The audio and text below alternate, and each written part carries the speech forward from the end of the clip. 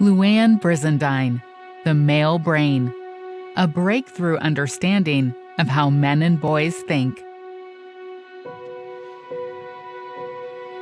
For the first 8 weeks of life, all brains look female. But from this pivotal moment onward, things radically change for about half of those embryos. At 8 weeks, the male embryo receives a surge of the hormone testosterone, which kicks off a massive transformation and grows a male brain and body. From the womb through old age, hormones drive everything from growth spurts to risky behavior, sex drive to bonding with kids. So whether you have a male brain or just interact with them, this blink can help answer the question, why does he do that? Based on a neuroscientist's decades of research.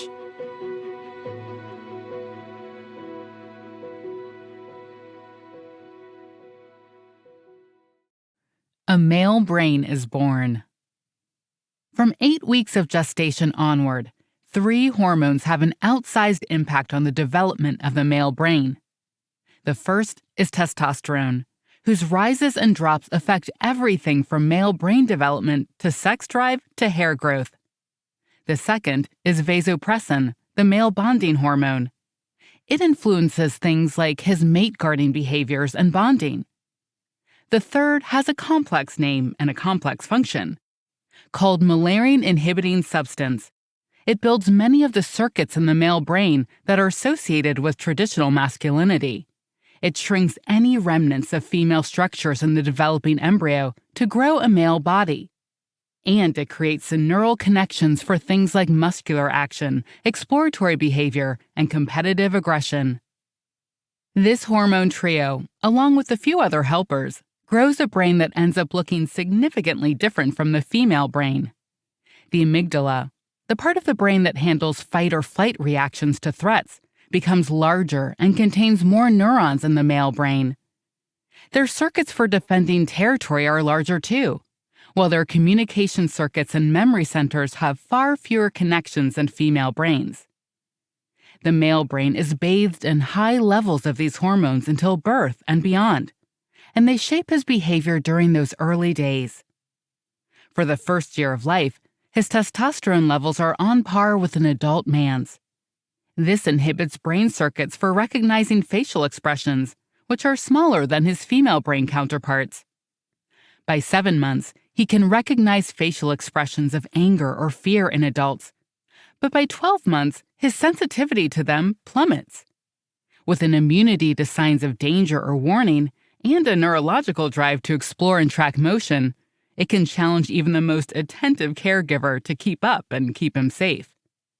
Without brain structures in place to put on the emotional brakes, he'll likely be easily worked up and harder to soothe. His outbursts will last longer, and he'll make less eye contact during these emotional exchanges. At the end of the first year, his hormone levels decrease as the male brain becomes a juvenile. For the next decade, give or take, he'll have low, steady hormone levels like his female brain counterparts. But his brain has been completely structured under the hormonal influence, and his on-the-go, rough-and-tumble impulses will continue through boyhood. Boyhood brain and puberty. Boyhood is as close as a male brain will be to his female brain counterparts since the first 8 weeks as an embryo. Behaviorally, however, the distinct characteristics between male and female brains make for some striking differences. His play will likely look far different from his female-brained peers. While female brains are practicing their verbal communication, consensus building, and social skills on the playground, male brains have a different focus. With more structures and neurons controlling muscular activity and spatial awareness, pecking order, and hierarchy, his play often looks chaotic and rough. Racing, competing, and gaming satisfy his need for continual challenges and tests. Winning is everything, and it gives his brain a hit of dopamine, the body's reward chemical, when he does. As anyone who has cared for a male-brained infant or child knows all too well, he'll also have a hard time putting the brakes on playing with his own penis. Partly, this is the influence of those high levels of testosterone in infancy.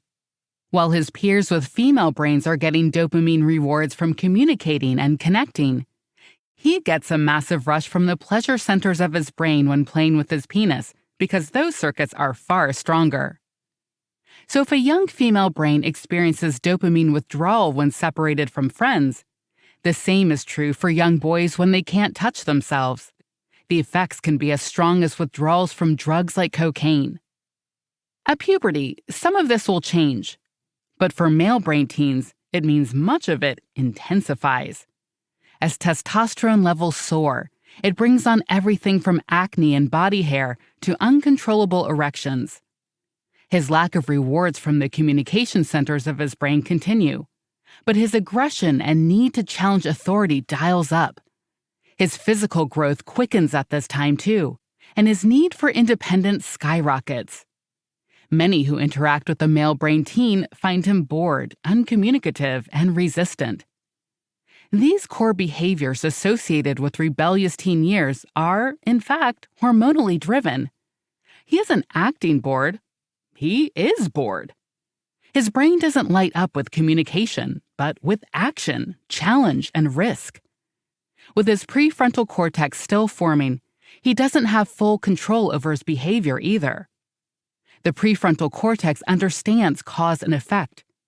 So he literally can't exactly grasp the consequences of skipping homework in favor of video games, or what might happen if he misses a trampoline while jumping off the roof. The increase in testosterone also kicks off sexual drive.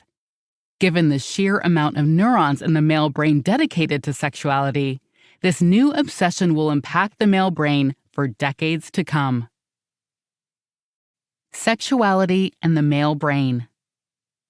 Young boys get dopamine rushes from playing with their penises, but teen and adult male brains get far more. Testosterone has driven the sexuality reward system, and when sexuality awakens in puberty, it can feel like a force of nature. That's in large part because it is. The hypothalamus, the structure deep in the brain that kicked off puberty, is conducting a hormonal symphony in the maturing male brain. His hypothalamus drives his mate-seeking behavior, and when the male brain notices a potential sexual partner in the room, it lights up like a Christmas tree. All those motion tracking and environmental exploration circuits developed in infancy and childhood now scan the environment for potential partners. In mate-seeking mode, the teen and adult male brain can seem to have only one focus. Biologically speaking, this isn't far off. If testosterone were his only hormone, this mate-pursuing mode might last forever. But vasopressin, the male bonding hormone, is also rising. Like oxytocin in female brains, vasopressin in male brains kicks off the formation of intimate relationship bonds. The drive for fight and challenge that was dialed up by his amygdala can be tamed with higher levels of vasopressin. This hormone is released with sustained touching, kissing, and physical contact, and it bonds the male brain to significant others. When mate-pursuing mode gives way to the mated mind, this vasopressin reward system transforms the brain once again. When the male brain first has sex, a part of the hypothalamus memorizes his partner's smell, their touch, and their sounds, and imprints them deep in the brain. The huge dopamine reward he gets at the same time means he associates this experience with immense pleasure. If his brain has high levels of vasopressin and receptors to absorb it, this can form the male brain into a monogamous mind. He bonds intimately, reinforced through vasopressin and dopamine by touching, cuddling, and sex. Those with low levels of vasopressin or fewer vasopressin receptors in the brain can seem immune to such intimate bonding. Those male brains that form fewer attachments and stay in mate pursuit mode don't get the same neural rewards for intimacy. Testosterone fuels the search, and the amygdala stays on alert, driving an endless hunt for sex. Many of the stereotypes of male behavior seem to be illustrated in these descriptions of hormonal differences and have real biological roots. Sensitivity to vasopressin and bonding can become a huge factor in whether he makes the transition to a mated brain and possibly a dad brain. Mated and dad brains. When a male brain in mate pursuit mode meets an actual mate, things get intense. Very deep near the center of his brain, a place called the ventral tegmental area begins pumping out dopamine, and his pleasure centers light up. Along the way, they get mixed with testosterone, driving sex brain, and vasopressin, driving bonding brain. The mix can be as heady as it is all-consuming. The male brain in mating gets a literal high. When he's separated from his mate, the male brain goes through more changes. His NAC, or nucleus accumbens, the area of the brain that anticipates reward and pleasure, also lights up with these hormones. When they're apart, the male brain is prone to anticipation and distraction, obsessing over and preparing for the next encounter. This, too, is like an addictive fuel, driving the pleasure centers to crave more encounters, to release more hormones, to create more pleasure, and so on. Whether together or apart, the male brain circuits don't stop scanning the room for other potential mates. Those circuits don't shrink with pair bonds. His sexual circuits will light up as if on autopilot, and with high levels of testosterone, they pretty much are. But they're also driving mate-guarding behaviors. His amygdala, driving fear reactions, ramps up his sensitivity to rejection and intensifies his feelings of love.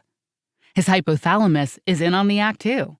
His brain puts him on red alert and drives his territorial defense instincts to kick in around his mate. The ramped-up aggression becomes mate-guarding, as his brain instinctually guards his bond to maintain this newfound vasopressin and dopamine happiness. When the mated male mind learns that he will become a father, yet another powerful transformation begins. It might be the first time he sees his child on an ultrasound, or not until he holds his newborn, but his bonding hormone vasopressin soars in these moments and forges a deep bond. Many male brains evolve as a pregnancy progresses and have parallel emotional, physical, and hormonal shifts. That's because their testosterone levels begin to drop off sharply, while their levels of hormone called prolactin rise. Around the world, fathers who have a more intimate role in pregnancy, childbirth, and fatherhood have larger drops in testosterone levels. This may be because hormonal communications between partners via smells, touch, and kissing ramp up signals of looming parenthood, and both brains restructure in preparation. Dad's motion tracking and action-tuned brain centers evolve with this hormone change to care for active children and be on guard for their safety. His vasopressin and dopamine rushes are triggered by holding and playing with his child. Fathers are especially attentive during alone time with their kids, and these interactions make kids more self-confident. So the dad brain confers a powerful evolutionary advantage to their children. Emotions, communication, and the male brain. In the adult and mated male brain, testosterone has dampened their neural development around verbal communication and emotional memory. But their problem-solving circuits stay large and well-connected. This can lead to the perception that male brains feel emotions less than female brains, but this isn't true. When a bonded male brain realizes his partner is upset, for instance, it immediately kicks into problem-solving mode. In male-female couples, this difference in instinctual responses fuels many conflicts. While a female brain partner might crave communication and connection around her issue, their male brain counterparts aren't built for that. Their neural networks are hardwired to respond by offering solutions. It's well-intentioned, sure, but baffling to a partner who doesn't understand why they can't just listen. A smaller difference in neural centers for emotional memory may drive other conflicts in male-female partnerships too. The female brain's emotional memory centers have more neurons to store away details about emotional encounters than the male hippocampus, so the perceptions of a situation in their relationship are recorded quite differently in each brain. These biological differences can be difficult to overcome in relationships, and they require each partner to develop strategies to adapt. Female brain partners have been hardwired by estrogen to tune into facial expressions and tones of voice from early infancy. But from childhood on, the male brain has suppressed these signals and damped his facial expressions to keep his emotions from being perceived by his peers. His compulsion to keep emotions from showing in his face can be interpreted as a lack of feeling, but it isn't. His neural wiring simply keeps it from activating his expressions. But it is socially acceptable in many cultures for men to express one particular emotion: anger. It's triggered by the priming of high testosterone sensitivity and a large amygdala, and it has profound effects on those who interact with these male brains, negatively impacting careers, families, and communities. As testosterone levels drop with age, however, this font of anger may dry up, giving way to a more nuanced expression of emotions. The aging male brain. From early adulthood, testosterone levels in the male brain have been slowly decreasing with age. They may have dropped more with fatherhood or traced a slow arc downward.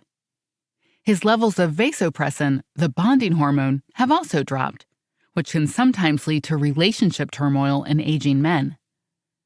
With less testosterone, his brain is becoming more like that of the postmenopausal female brain. He may be more sensitive to cuddling and touch.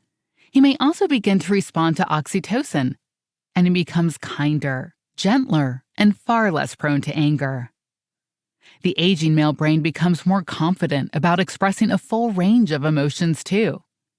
The circuits for defensiveness and anger that thrived in high testosterone now shrink, and the lion mellows. He may become less territorial, no longer quick to fight. He cares less for hierarchies, too, and about his place in the pecking order. The aging male brain weighs the costs of victory at any price and cares less about what others think of him. No longer obsessed with his own dopamine-fueled sexual pleasure, this brain is more tuned into the pleasure of his partner. He might even get as much pleasure from his partner's orgasm at this age as he does from his own. When levels of testosterone drop off too sharply, however, impotence and loss of sex drive can result. Both can be overcome with treatment, but may trigger anxiety and depression in the male brain, which has thrived on sex-driven stimulation since boyhood.